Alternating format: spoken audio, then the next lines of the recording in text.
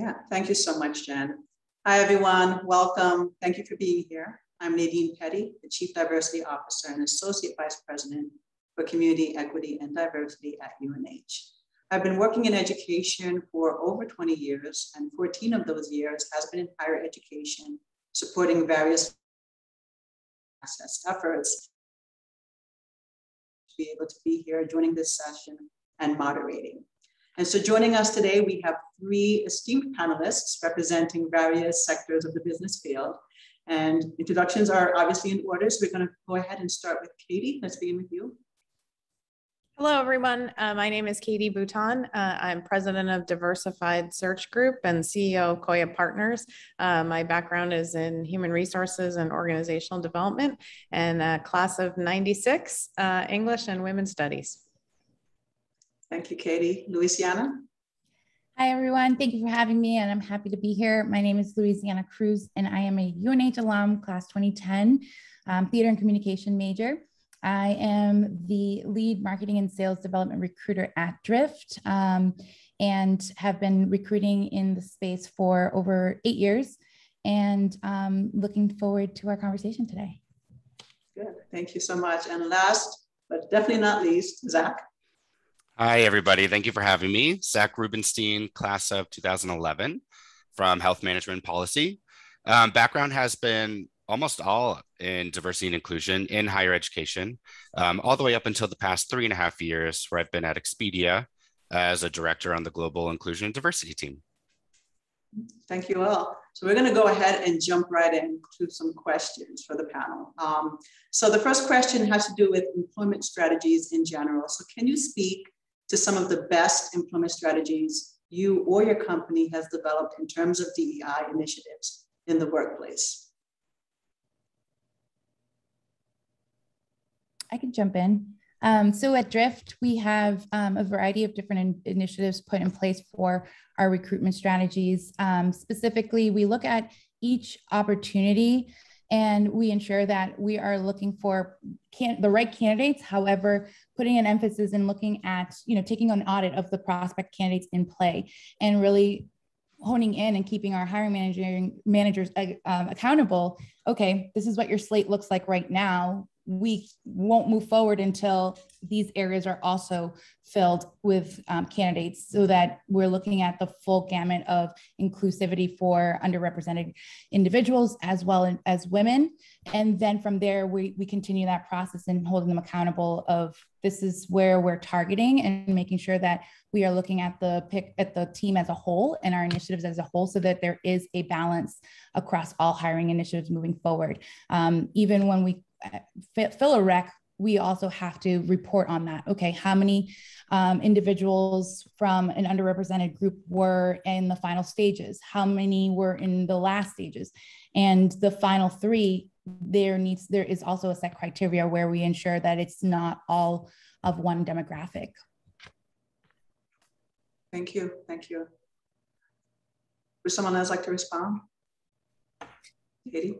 We've also focused a little bit more on the employment strategy from the other side, thinking about kind of what's the face of our company, what are we sharing with employees and prospective candidates. We've noticed that there's a lot more transparency required, which is great, and a lot more interest in, really what are the numbers internally.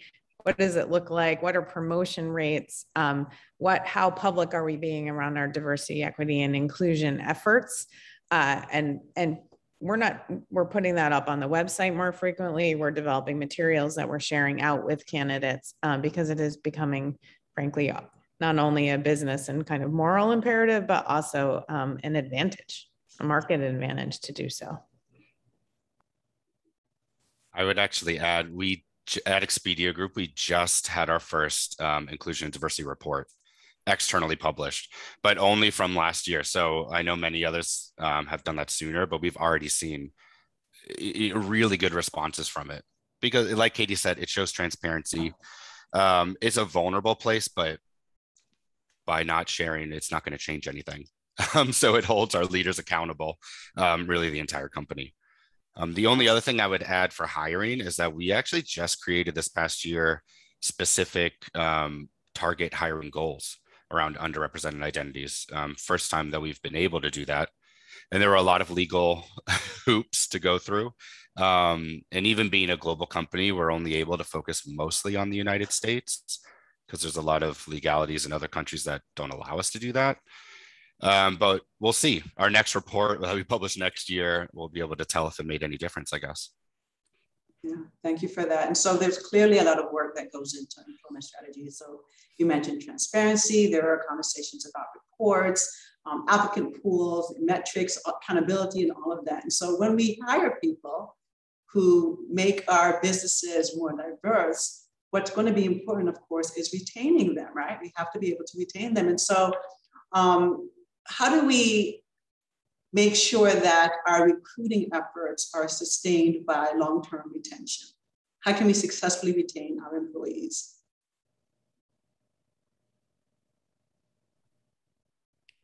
I can go first again.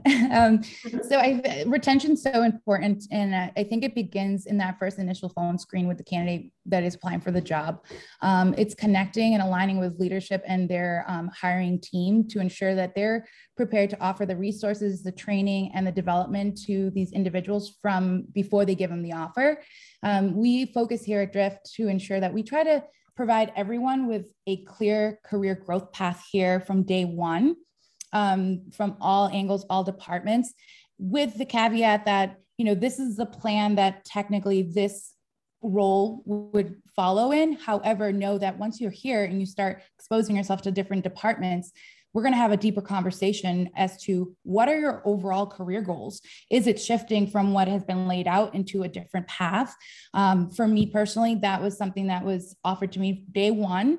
And after being here the first 5 months, I sat down with my boss and my boss's boss. And I said, hey, this is where I want to go long-term, the next 5 years. This is where I want to build. This is what I want to see in my career. How can we work now to start building towards that? And within, a matter of weeks, I had a plan in place.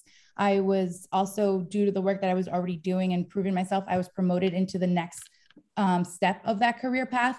And it's a continuous conversation. I think also as an organization, having the right ERGs in place and making sure that people are connecting regardless of being virtual or in different states and whatnot, putting in place programming that really does connect individuals across the organization. We here use Donut. So every week and a half, you get a little ding from Slack. Louisiana, your next donut date is with whomever. And it's somebody that's on a different department, unrelated to mine. And it helps me get connected with a variety of individuals here. And that has been very successful. That's wonderful. I like donuts. I love donuts actually, and I have a sweet tooth. So it's really said that donut date. I may have to adopt that. Thank you. Thank you so much. I was thinking about that. I was struck, probably the oldest I'm definitely the oldest alumni on this call. And I, 20 years ago, when you did a professional development plan, it was not customized to the individual. It was customized by level and position, but you didn't sit down and have those kinds of talks, generally speaking. So I completely echo that. We've been spending a lot more time thinking about how do we make retention of an employee very individual, and recognizing that if they do stay over the long term, that their needs will change, what they want from their job and the business will change. So spending time with that. And then more recently, we've been spending time looking and reading and talking about, do we need individual, development plans and retention strategies for particular groups, particular underrepresented groups? Like, does it look the same for our Black employees as it would for some of our other employees? Like what kind of supports and interests, and how do we need to customize that even further? And that's actually been coming from our employee resource groups. They've been asking for customized specific communities. Thank you. We don't have donut chats, but we do have coffee chats, and it's probably because we're headquartered in Seattle, I'm guessing. But those have been really successful and a lot of fun. One thing I was thinking, about a year and a half ago, we literally wrote out our entire employee life cycle, and every step of the way, we tried to assess essentially for inclusion leaks, if you will. Where is bias being introduced?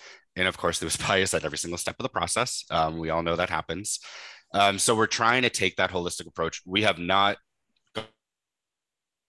cycle, and to start diving in means we're changing a lot of processes. We're looking at performance review right now and totally restructuring it, because we found that it was, I mean, essentially just riddled with bias, and it did not allow every employee equally to get those promotions, to get those opportunities. One other thing I was thinking with we call them IBGs, ERGs, same thing. We have now aligned to a corporate sponsor. So in our C-suite, CEO, everybody that directs to the CEO, each one of them is a corporate sponsor of a different IBG. And it allows not only their own awareness, but at that level, they can actually cascade down the awareness, information, just new knowledge they're getting, even the empathy that they're learning that they didn't even realize was happening in their own organization. And we've seen a lot of benefit from that, just at that leadership level. Yeah. That's great. And going over our internal processes and our procedures and looking for bias, that's extremely, extremely important, because I think no matter how much work we put into it, how much effort, sometimes just our own traditions and our own culture hinder us in this work as we move forward. So I'm glad you spoke to that. Thank you for that.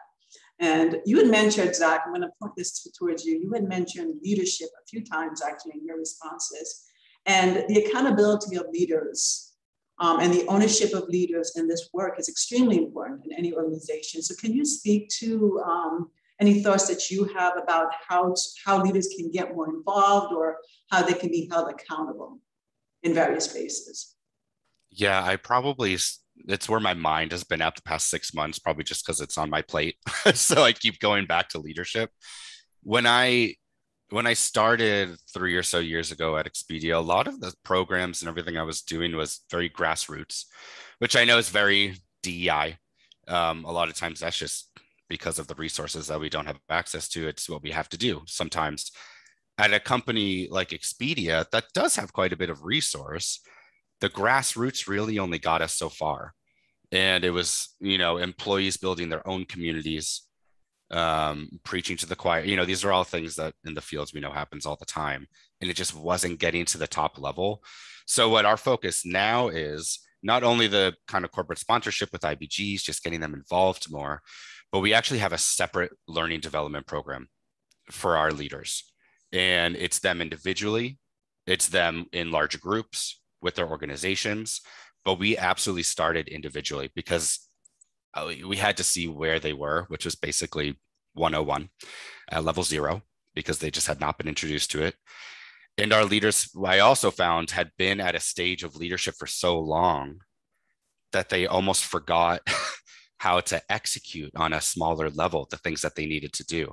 It was all this blue sky thinking, but I brought them back down to, I need you to understand how different identities are being impacted by our processes and everything they're doing at work. So right now we're in the middle of that learning development program and basically focusing on trust, transparency, and empathy. I know, very foundational, but doesn't always show up at leadership levels. Yeah, absolutely. Katie or Louisiana, do you have anything to add? I mean, we focused on leadership quite a bit over the last year or so. Again, that transparency word that everybody's using now is really true. I mean, we've asked leaders, especially C-suite leaders, to be quite vulnerable in what they don't know. I mean, a little insight into our team. I think our senior executive team goes from ages like early 40s to mid 80s. just take the age demographic as a potential for sort of bias, right?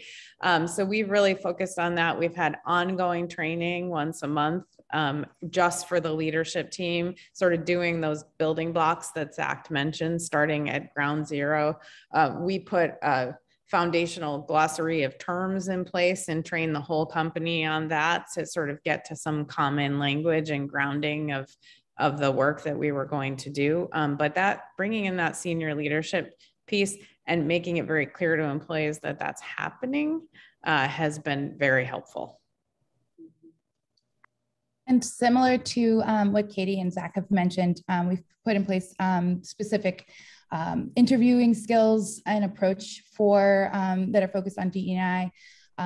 At Drift, it's a little bit different because our co-founders are Latinx, and they're one of the biggest missions as to why they created Drift was, hey, we want to disrupt the industry and we want to change the face of corporate America. So they started this company with that initiative in mind. So, you know, a lot of the content out there for Drift, you'll see we eat DEI for breakfast. And it really starts from the top down, up, like everywhere. The conversations are constantly happening. And I think that's important to have our leaders hold everybody accountable, as well as the field keeping the leaders accountable and calling out in certain situations. You know, I'll be the first in the room that say, is there another way we could look at this? Because from this perspective, and really provoking those questions. And every time that I have brought something up or, you know, challenged something in the way that we are looking at it, the response is always like, thank you so much for keeping us accountable. Thank you for doing that. It's never met with ego or anything like that, because everyone's fighting towards the same, not fighting, but working towards the same mission. In my previous company that I worked at before coming to Drift, it was a little bit different. You know, it wasn't something that was put in place. We had a lot of work to do. And so it was more of focusing on the education piece and bringing everybody from, you know, ground zero as to why it's important and why we need to work this way, and then building from there. But it started off with a book club and reading the right books and educating from there and holding actual hard conversations to discuss the topics that we were reading and letting everybody know throughout every step it's okay to be uncomfortable. And keep in mind, everybody's coming to this conversation and perhaps some people will say the wrong thing, but keep in mind that everybody's here for the same reason, which is to learn and to be educated so that we can move forward with the work. And we saw a lot of growth there from that. Absolutely. You said something that kind of piqued my interest at the top part of your response when you talked about interviewing. I think you said interviewing for DEI.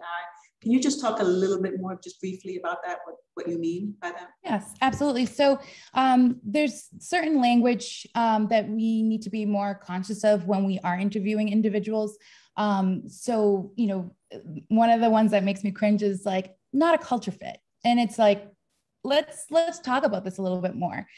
So I usually will come back with hiring managers saying, all right, well, what does your team look like right now? What are those perspectives? What perspectives are you currently lacking? And what with this position, whether it's hard skills, soft skills, there's got to be a reason why somebody else coming in should be different than what you already have, because what you already have isn't getting the job done, right? So we need another perspective here. Also, just ensuring that our interview panels are also diverse. So it's being conscious of, okay, we should have women on the panel, we should have underrepresented individuals on the panel, but keeping in mind, we cannot continue to pull the same individuals that are already underrepresented away from their work to interview, because you know, it's a double-edged sword there. So being mindful and putting in strategies to handle those types of situations. And furthermore, putting our hiring managers through an interviewing training so that they understand the appropriate questions, where is the right need for asking the right questions and in the right way to fulfill the position. Yeah, thank you. Thank you so much for that. I'm going to switch gears a little bit. We've talked a lot about, you know, how to hold leadership accountable, how to get them on board, how to recruit, how to retain. So we have employees currently in our spaces. And so they're hired, they're there, they're interacting with their colleagues. Talk to me a little bit about what that's looked like as far as allyship building and building the skill sets around allyship and around just sort of collegial interactions with colleagues. What have been the successes? Where have there been gaps? What's been your experiences in general? I can start on that one. It's pretty concrete at Expedia only because when we've had light touches on DEI at the company for maybe 10 years, but it wasn't until 3 years ago that we actually formed a team And the first thing we did was implement an ally skill building program. So there, and at this point it's pretty socialized and integrated. We focused on scenario-based discussions, and we took those scenarios from current employees, and they were from different offices, and gathered them, of course, anonymized, took out the names, locations. But we wanted folks to know what was going on, that this happens, and these are the ways gender bias shows up because this person actually said something. And in the scenarios, we keep them in quotes, all real. This is how racial bias shows up. This is everything that's going on. I want you to discuss, why do you think that happened? What do you think the intent was? Does intent matter when we're focused on impact? And then what would your action be? So we kind of lead folks from awareness to action as an ally. Pretend you're in the room. You just heard this. This literally just a discussion over lunch, whatever. How would you respond, and how would you support somebody that was potentially targeted? So that's been a success. And at this point, I feel like allyship as a concept, allyship as an action has been integrated well enough that people are practicing. We did have and still have some gaps to the challenges question of really, I guess, just trying to represent everybody. People's lived experiences are so broad. And Expedia being, we're in over 100 locations, and that has actually made it really difficult to just capture everything going on in the world. So we have a lot of gaps in that area. But as a foundational course, it's done pretty well. Thank you. Does anyone want to pile on to that? So I did a presentation in my previous company where, similar to Zach, was giving examples and references and putting them in that situation. And one of the things that I did with each session was I started with that never have I ever game. And I started by making everybody in the room feel uncomfortable, and then having them look around at how many fingers do you have versus so-and-so, putting them in situations to recognize and understand privilege from all angles. So, again, like Zach said, it's a constant, it's continuously evolving on that. There's no perfect way. There's always going to be someone or a group of people who are just like, I still don't get it. Or having the opportunity to really understand, oh, that's what we were referencing to during that session. So I think it's a lot of repetition in terms of filling those gaps, and politely calling out these situations when they're happening, and educating at that point. The approaches, in my opinion, that I've taken has always been I think we have a learning opportunity here. Here's what was just said. This is how it was taken. Can we kind of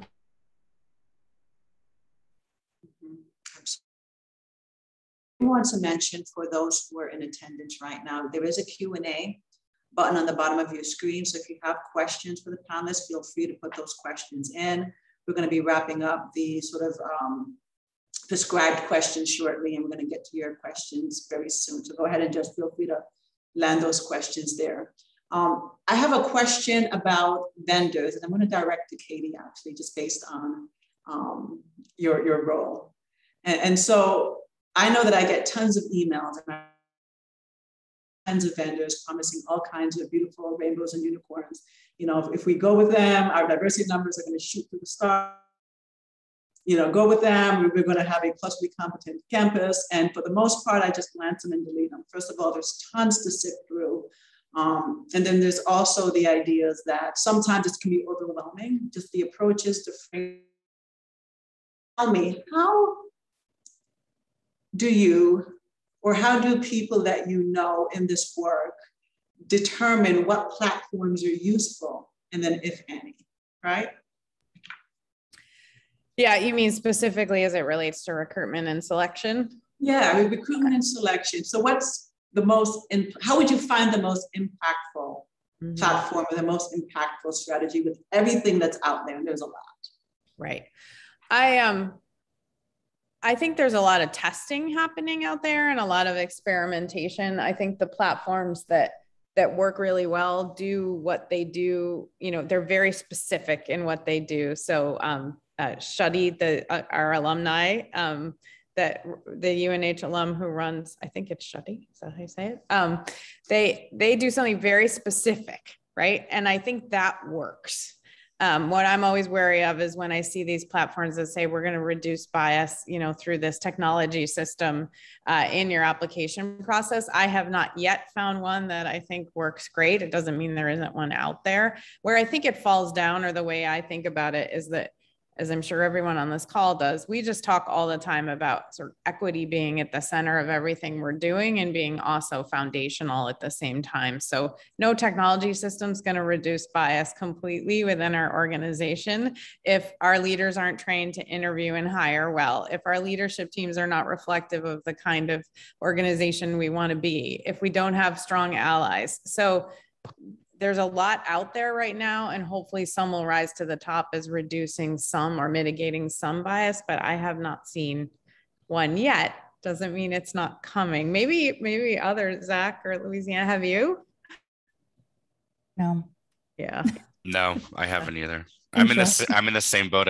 It really get inundated with a lot of emails and offers, but no, I haven't.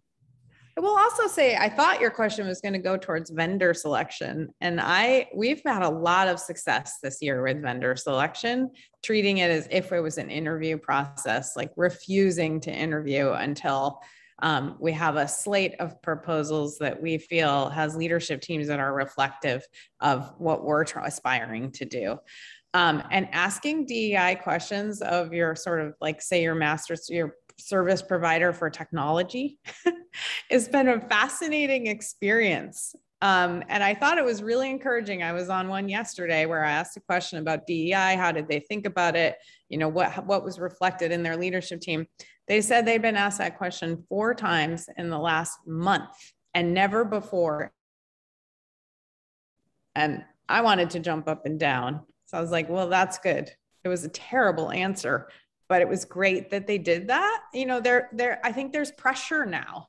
And there's a lot of power in how we spend our dollars as companies around all our vendors. So just and I think there's probably an increased understanding of the need or the business sense. So the business case and business sense for this work and for DEI. Absolutely. Yeah, thank you for this. I'm gonna, Zach, you had mentioned in one of your responses, sort of the more multi-faceted world that we're working in and living in. And so we know that our workforce is becoming more diverse as it pertains to age, as it pertains to lived experiences, locality. So what is the best approach when working with a multifaceted workforce? And then how do you manage DEI when there's such differences across the board for any particular staff in any particular company? First of all, I need more headcount on our I&D team. There's number one. It's a lot of work and it's only growing, and that's all great. I think everybody on this call has been in the field. You don't have to be in it long enough to know that we haven't always had the resource and support behind it that we do now. Riding that out. Right now, our main focus is actually building a global engagement strategy to try and tackle just that. And we're having somebody start a new hire next month that is so focused on how do we make sense in an equitable way of our various locations, the various identities and populations, and have it be equitable at all. How do we give resource? How do we give support? How are we choosing to focus on race this month and then disability next month? And then it's really like really matrixed. So right now we are, I was going to say leaning on, but we're trying to get away from that language, bolstering our IBGs, because we're also compensating them for that. That was a new thing this year. It's not just volunteer anymore. We're really trying to, like, this is a real position and you're giving real value back. So we're using the population that we have, giving them percentage time and money behind it to influence that strategy. When do we engage? Our products, our websites, are they accessible? Are they representative? Are they in the right locations? So we're using the workforce that we have right now to kind of outline that strategy. But I don't have the answers to that yet. And I probably won't next year. but we're working towards it. Thank you. Thank you so much for that. And thank you all panelists for your wonderful responses. We're going to go ahead and jump right into the Q&A from our audience. So just give me a minute to cue that up. Okay. Okay, so we have a question here about an individual who has a company that just started a DEI group that is targeted towards people of color. This individual has not joined in any of their social get-togethers or committees because they do not identify as a person of color. They identify as a white woman, and she is not sure if she belongs or she should really be taking part in those activities. And so she would like to join as an ally. She is an ally, but is seeking some guidance on whether or not this is common for groups that are targeting represented backgrounds.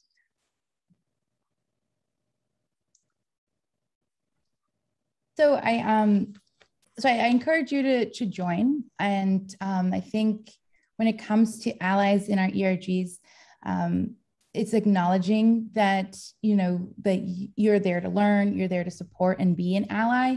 And to give you an idea, we did our Black ERG is working on putting together like a mentorship program. And we had to survey individuals one-on-one, asking them what kind of mentorship topics they want covered. And so I'm just going down the list of names that I am going to connect with one-on-one. And one of the allies responded back, hey, I feel that this is an area that I shouldn't necessarily contribute to because I'm here as an ally and I don't want to take away from what the group is looking to work and cover as topics. So I think it's just, I encourage you to join and be that support and be that ally, because at the end of the day, it's individuals that are allies that are going to help us really bring the work to the forefront and keep it going. We need all voices in all our ERGs. So be there to support and just know when it's time to take that, let me take a step back and let those whose voices need to be heard right now be heard. Yeah, thank you so much. The only thing I wanted to add, because I was just talking about this, was then if we're dealing with race, and it sounds like you identify as somebody who's white, pass that on to other white people to hold those conversations. It was a podcast, I think. Oh no, a TED Talk from Professor Kendi, How to Be an Anti-Racist. He had a statement that I loved for allyship was every single time an ally holds a conversation with other allies, so other people with privilege, it's a time for the underrepresented folks to take even a second to rest. Because every single day it's having to basically talk about your own identities, the oppression at times of your own identities, and what other people need to do to support you. It's really nice to have somebody from the other side say it for you for once, even if it's just a moment. So that's something that we're focusing on too for allyship in that question. Thank you, Zach. Okay. All right. So we're going to move on. There are a lot of questions here actually about diversity and what that should look like and protocols and processes around if we're not reaching our diversity goal in the applicant pools. Should we move ahead? Should we stop? Should we continue to try to source? And if so, what does that look like? And so if I were to synthesize all of these questions, essentially, I would ask the panel to speak to offering advice on, first of all, developing diverse candidate pools, and then advice on what to do if the pools are not as diverse as we need it to be. So if we haven't met our targeted goals for diversity, what then? So how do we develop? How do we recruit for the diverse applicant pools? And then what do we do if we don't meet that goal in the application pool diversity?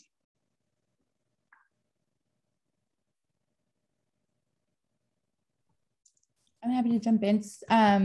So if we're lacking representation anywhere in the talent pools, it's a mix of everything that you mentioned. One, it's sourcing, more targeted sourcing.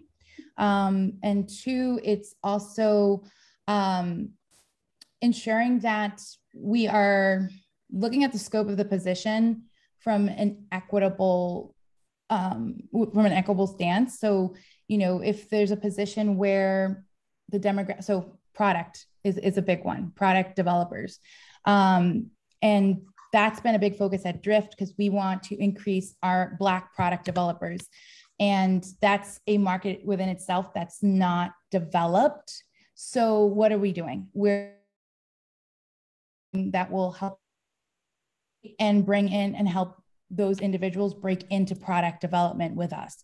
So whether it's taking our entry-level roles on the AI bot building side or conversational marketing writers that are on the product side and targeting those opportunities more so to those underrepresented individuals so that we can actually give them an opportunity to break into the space and continue their development. It's a dance in a way because it's by case in terms of the position. But I think that also training recruiters and sourcers to have an eye for that and realize, okay, the people that I've been reaching out to, let me survey what I've been doing, how I've been, where am I looking? It's definitely taking that approach. I personally, as a recruiter, I try to spend time with resume development for underrepresented individuals, because a lot of times when you're sourcing, I get it, a recruiter, you're like, I got to fill this role. I got to find somebody now. It's go, go, go. And you're creating your Boolean string and you're just off to the races. So sometimes individuals, especially at the college level, they don't know what are the buzzwords that are being put into those Booleans and so forth. So it also starts at that level and helping individuals build their resumes so that they are populating in searches. And the third thing I'll say is we actually built a Boolean builder where we will work with plugging in specific names that are usually, traditionally Hispanic or Black or Indian descent, and we'll specifically target to those groups that we feel are underrepresented within our organization. Thank you for that response. So we have a question that came in that is directed specifically to, and so Zach, with the diversity hiring goals that you mentioned that are being put in place, has it presented any additional challenges for hiring the most talented, experienced individual if the individual does not align with the specific hiring diversity goals, which is a very common question with this type of work? Yeah. Yep. It was a fear. I labeled it as a fear before we implemented them. The quick answer is no. It actually has not impacted the talent pool whatsoever. It's increased it. It has absolutely only increased it, because it's not that we're only filling the pools that we're interviewing with just one identity. It's just that we're finally expanding it to what it should have been the whole time. It was so narrow, even though it seems like, well, we're reaching out. This is who's applying. That's all we're getting. We weren't looking in the right places. We didn't have the right way to apply, and we just weren't targeting the right populations. So really, it's just expanded. And at the end of the day, if the best candidate doesn't align with those goals, and it's to what we said, it's a puzzle piece. What's the gap? What are you trying to fill? If the gap just so happens to not be somebody who's underrepresented in the way that we need, it doesn't mean we're going to just choose somebody else. We still choose the best candidate, but it's certainly an incentive, and it's on top of an already very strong candidate. But no, it hasn't impacted. It's only made it better. Yeah, thank you for that. And speaking to that, that's one of the challenges that we have at UNH as well. And then one of the, every committee it's the fear we have a goal. Yep. And then what happens if the goal is not represented by the best candidate? And it's always the same answer. You hire the best candidate. You hire whoever that individual is. And so by filling the pools, by diversifying the pools, all we're doing is increasing the chance that the best candidate is someone who's going to fit that diversity goal. And so, yeah, thank you for that, Zach. All right, so there's a question around pay, because money is important. So how do you get pay rights? And what sources or software do you leverage to help with decisions around pay? So getting pay right as it relates to pay equity, to pay transparency, compliance, things along those lines. I can talk a little bit about this. to doing a third-party salary survey, with a compensation company every 2 years. We chose a vendor that does a race and gender screen on their pay, on their compensation, on the compensation data. So that's at sort of a high level as a leadership team. That's what we committed to. And then from there, we figured out what were our options in terms of getting people to those levels if there was any inequity that we needed to address. On an individual basis, there's pay scale out there. And I think some of the bigger job sites have some kind of salary benchmarking data. I think Glassdoor has some data, not probably as solid, but we have spent a lot of time thinking about pay transparency. So we've shared out our pay bands. We've shared out our methodology for our compensation philosophy. We've talked about how we do promotion and why and how much compensation is associated with that. And we're moving towards sharing actually all the compensation data, including the race and gender screen on the data as a company every time it's completed, so people can see it internally and compensation becomes less of a mystery. Yeah, wonderful. And so we have a lot of conversation around initiatives and what the various companies represented here on this panel are doing towards DEI in the workforce. And there's a question here that talks about sustainability of the initiatives, and then also sort of a timeline, right? Because we're in 2021, but this certainly isn't the first time that efforts around DEI have been made. They started from, well, this person quotes 1965, right? So what makes and the question goes on to say, can it be generational differences perhaps? Maybe people are more prepared based on the time they grew up in. Is it something else? Any thoughts about that?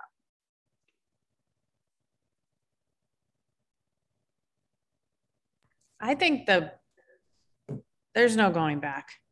I don't think, and I'm really glad for that. I think the pressure from the employee base and the talent is driving companies to step up their game and to sustain these initiatives. A really top talent's going to see right through your company and through those initiatives.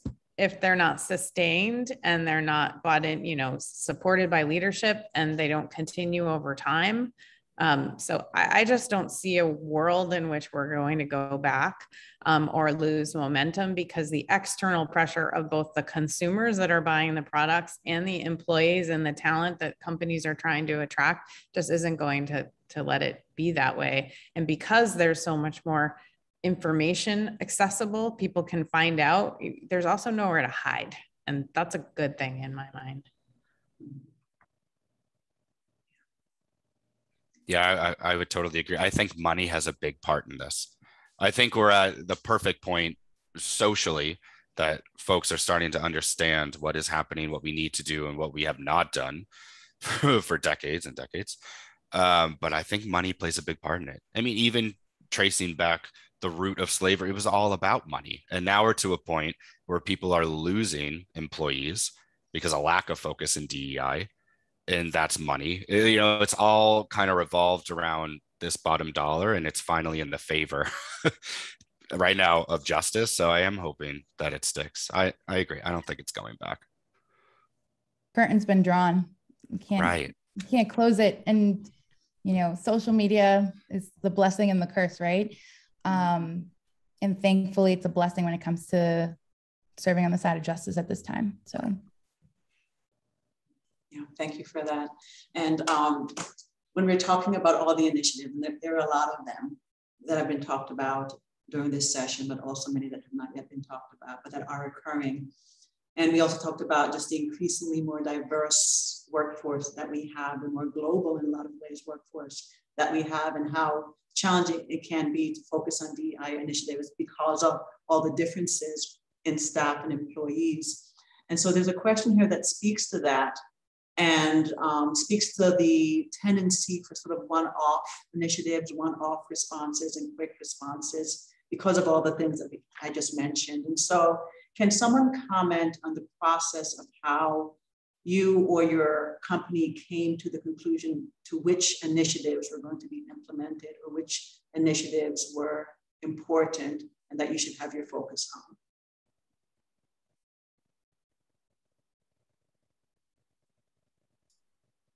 I was going to say I can go quickly. I will try and go quickly. It's like, I think this question started very reactionary. We were just putting out statement after statement internally. We recognize that this is happening in India. We recognize that this just happened in the United States. It was so reactionary and it never lasted. There's no sustainability. There's no action behind that. So eventually we got to a point where we focused back on our mission, vision, values of Expedia being a travel company, and trying to be, especially leading into next year's strategy on what can we actually impact. If we're talking about a travel experience, can we work with the trans and gender nonconforming community so that it's not so awful to travel and have your ID checked and go through security? Can we work with sustainability? Because obviously we're a company that's putting planes in the air. It's not great for the environment. How can we actually offset that? So we're focusing a lot more of our DEI efforts around things that we feel that we have the money and the power behind being a travel company. Back to our mission. I'll just add, this is more referencing to my former employer, but we, like Zach mentioned, they were very reactionary. And so what we did was, first we took an audit of what the state of the company looked like. And it came down to two things. We needed to educate everyone on the why, so that everybody was starting on the same page, and also had the buy-in of like, this is why we're doing this, and this is why it's important and why it should be important to you. And then from there, we created a diversity task force, and there was an application process. And within that diversity task force, each individual had a specific initiative and focus that they were working on, that we found the data from a third party pulled as, this is where you're lacking right now, this is where you can build, et cetera. And it was with the focus, we got to build something that's sustainable long-term, because if we're just doing it just to do it for the next few months, then there's no reason to do it at all. Also getting buy-in from the top that funding was going to be there and the resources and the support were going to be there. Those were the first initial starting points for that at that organization. And it's a slow start, but again, you can't build something in a vacuum and expect that it's going to answer all the questions. Or that it's going to be sustainable. So it's being thoughtful, methodical, and making sure that the end goal is to drive long-term impact, whatever that may look like for the organization and it is defined as. I will say that as an organization who's starting off, one thing for me during my interview process that resonated, and even to this day when I interview candidates, they ask me what stuck out when it came out to DE&I. I had read a lot on Drift and all their DE&I initiatives, and I was so excited, and I was just like, yes, this is where I got to go. And when I brought it up in my interview, the head people officer, she said, well, we're not perfect, and we're working with people. It's not like there's okay, we're done. So our focus is, how do we continue to grow and evolve in this area and continue to keep the movement and the momentum, because there's never a point where we're like, we're perfect and we're done. So I want to make sure that people understand that and know that no matter who you are, you're working with people, the work's going to be going on forever. So I agree with that. And I'll just add, we did a super tactical thing. Every practice leader call, every management committee call, every town hall call, every mid-year big DEI is a standing item along with finance review. So, just as we're talking about the metrics of how well the business is doing, by putting DEI work on every single agenda, it just never goes away. And you can't forget about it and be like, oh, we didn't do that thing we said we'd do when we were all feeling, a certain way. And that's been really helpful, that accountability. It also sends the message that it is as important as the revenue and profitability of the business.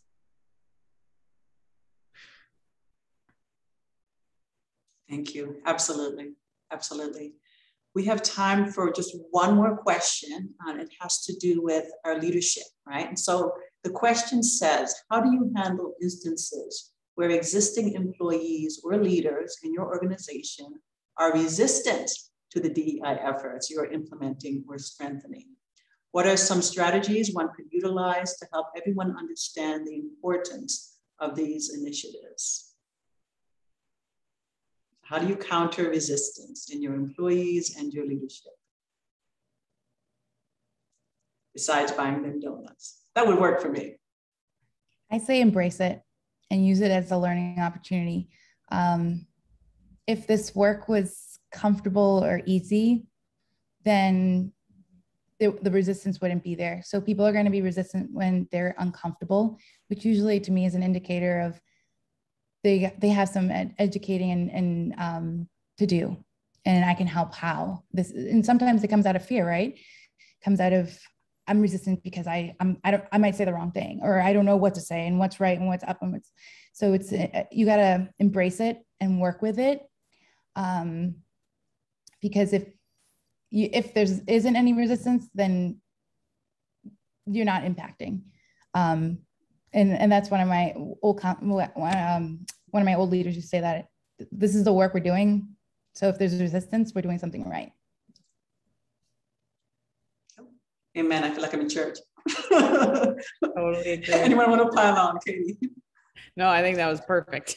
There's nothing else to add. No. Absolutely. Well, we have just about 2 more minutes, and this software will kick us off right at 1 o'clock. So I want to thank the panelists for your time here tonight, for your words of wisdom, for your information. Thank you so much. And for everyone that has tuned in, including our alumni and our UNH community members. Now, this webinar was recorded, and so if you'd like to share it with anyone, it will be posted later in the UNH Alumni Webinar Library. And other resources information will also be emailed to you later this week. Thanks again. I wish you all the best, well, with the remainder of your week, a good weekend, and take good care. Thank you. Thank you. Thank you.